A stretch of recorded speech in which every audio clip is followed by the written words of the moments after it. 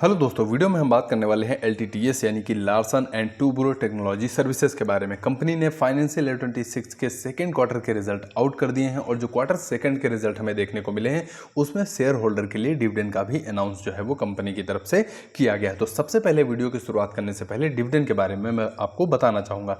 देखिए, डिविडेंड की अगर हम बात करते हैं तो यहाँ पर कंपनी की तरफ से 18 रुपये पर इक्विटी जो है वो डिविडेंड अनाउंस किया गया और इस डिविडेंड की रिकॉर्ड डेट जो होने वाली है वो है 27 अक्टूबर 2025 इसकी रिकॉर्ड डेट होने वाली है। पेमेंट डेट के बारे में अभी कोई अपडेट हमें देखने को नहीं मिला है, लेकिन रिकॉर्ड डेट जो है वो कंपनी की तरफ से आउट कर दी गई है। अब रिजल्ट की तरफ चलते हैं।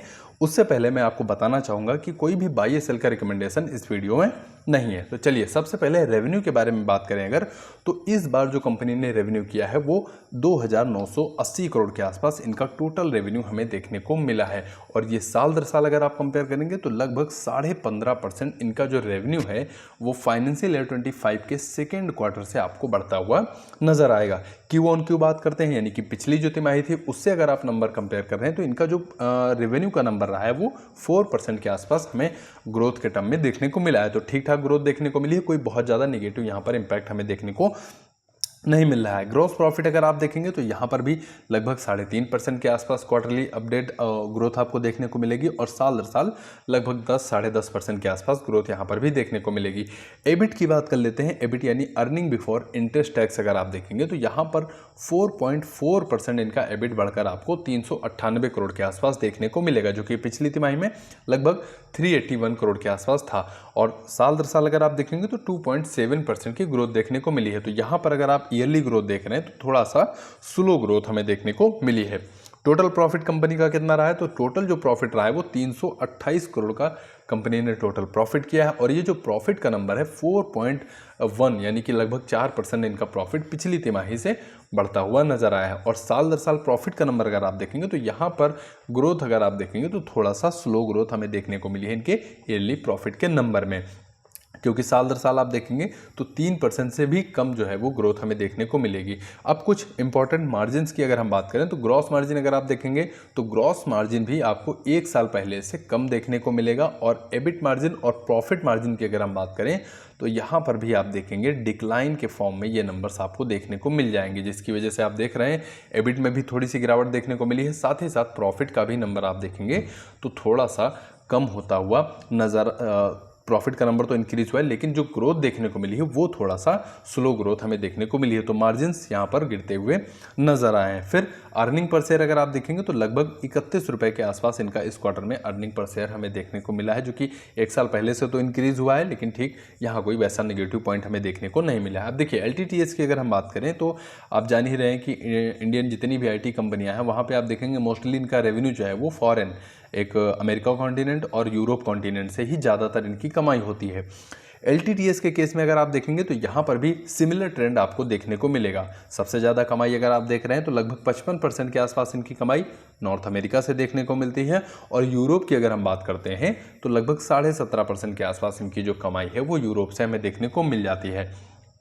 यूरोप बिजनेस की अगर हम बात करते हैं तो यहाँ पर थोड़ा सा डाउन ट्रेंड देखने को मिला है, क्योंकि एक साल पहले अगर आप देखेंगे तो लगभग 18.5% के आसपास इनकी जो कमाई थी वो यूरोप से देखने को मिल रही थी, लेकिन इस बार अगर आप देखेंगे तो ये नंबर आपको 17.5% के नीचे देखने को मिलेगा। फिर नॉर्थ अमेरिका की अगर हम बात करते हैं तो यहाँ पर आपको ग्रोथ जो है वो देखने को मिलेगी, क्योंकि पिछली बार लगभग 52.5% के आसपास था, जो कि इस बार आप देखेंगे लगभग 54.5% के आसपास यहाँ पर बिजनेस बढ़ता हुआ आपको नजर आया। फिर इंडिया बिजनेस अगर आप देखेंगे तो यहाँ पर नंबर्स ठीक ठाक देखने को मिलेगा 21.5%, क्योंकि ज़्यादातर IT कंपनियों में आप देखेंगे 3 से 4%, 5%, 6% मान लीजिए मोस्टली इंडिया से उनका बिजनेस देखने को मिल जाता है। लेकिन LTTS के केस में आप देखेंगे तो इनका लगभग 20% के आसपास कमाई जो है वो इंडिया से भी देखने को मिलता है। रेस्ट ऑफ वर्ल्ड अगर आप देखेंगे तो 6.5%।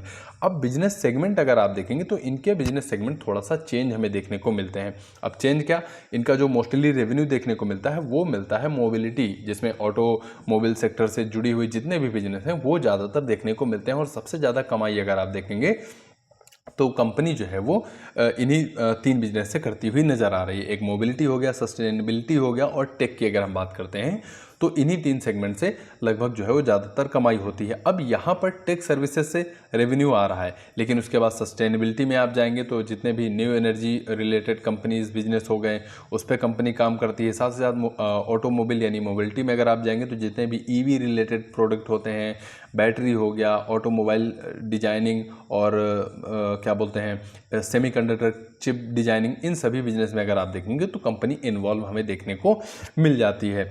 वर्टिकल्स हो गए ये, और मैंने जियोग्राफी के हिसाब से आपको बता ही दिया। अब क्लाइंट के बारे में जानना बहुत ज़रूरी है। क्लाइंट का नंबर अगर आप देखेंगे तो यहाँ पर $30 मिलियन सबसे ज़्यादा जो रेवेन्यू देते हैं क्लाइंट, तो $30 मिलियन से ऊपर का जो कंपनी को रेवेन्यू दे रहे हैं, वहाँ पर आपको एक क्लाइंट जो है वो क्यू ऑन क्यू बेस पे आपको बढ़ता हुआ नजर आएगा, जो कि कंपनी के लिए पॉजिटिव बात है। और साल 10 साल अगर आप देखेंगे तो ये नंबर आपको लगभग फ्लैट देखने को मिल जाएगा एक साल पहले से। $20 मिलियन से ऊपर का जो रेवेन्यू कंपनी के लिए दे रहे हैं, तो यहाँ पर अगर आप देखेंगे क्लाइंट आपको ईयरली बेसिस पे कम होते हुए नजर आएंगे, और क्यू ऑन क्यू बेस पे कंपनी के क्लाइंट जो है वो फ्लैट देखने को मिले हैं। यहाँ पर कोई ना क्लाइंट ऐड कर पाई है, ना ही कोई क्लाइंट जो है वो कंपनी को छोड़ के गया है। फिर $10 मिलियन की अगर हम बात करते हैं तो यहाँ पर भी आप देखेंगे क्लाइंट का नंबर आपको क्यू ऑन क्यू बेस पे सेम देखने को मिलेगा, लेकिन एक क्लाइंट जो है वो कंपनी ने ऐड किया है ईयरली बेसिस पे। तो क्लाइंट के नंबर में अगर आप देखेंगे तो बहुत ज़्यादा कोई सरप्राइज वाला नंबर हमें देखने को नहीं मिला है भाई, किसी में एक क्लाइंट बढ़ रहा है, किसी में एक क्लाइंट कम देखने को मिल रहा है, यही चीज़ें हमें देखने को। तो क्लाइंट के नंबर के बाद अब हम चलते हैं टोटल एम्प्लॉय की तरफ। देखिए, अगर एम्प्लॉय के बारे में हम बात करें तो यहाँ पर LTTS के पास जो टोटल एम्प्लॉय बेस हमें देखने को मिला है वो 23,678 एम्प्लॉय हमें टोटल देखने को मिले हैं। लेकिन यहाँ पर एक चीज़ और नोटिस करने वाली ये है कि यहाँ पर इनका जो एट्रिशन रेट है वो थोड़ा सा हाई लेवल पे देखने को मिलता है। लगभग 14.5% से ऊपर का एट्रिशन रेट जो है वो देखने को मिल रहा है। वैसे तो कोई निगेटिव बात नहीं है, क्योंकि अगर ये नंबर्स आपको 20%, 18% से ऊपर जाएगा तब थोड़ा सा दिक्कत की बात है कि कंपनी के एम्प्लॉय जो है वो ज़्यादा जॉब छोड़ रहे हैं। लेकिन फिर भी अगर आप यहाँ पर देखेंगे तो कोई बहुत ज़्यादा खराब नंबर देखने को नहीं मिला था। तो ये छोटा सा वीडियो था LTTS के Q2 रिजल्ट के बारे में। उम्मीद करता हूँ 0.1 या 0.2% आपको जानकारी मैं जरूर दे पाया हूँगा। अगर आपको लगता है ये वीडियो आपके लिए वैल्यूएबल था तो वीडियो को लाइक करिए, कमेंट बॉक्स में आप अपना सुझाव जरूर दीजिएगा, और साथ ही साथ चैनल को सब्सक्राइब करना बिल्कुल मत भूलिएगा। आपके कीमती समय के लिए आपका बहुत बहुत धन्यवाद।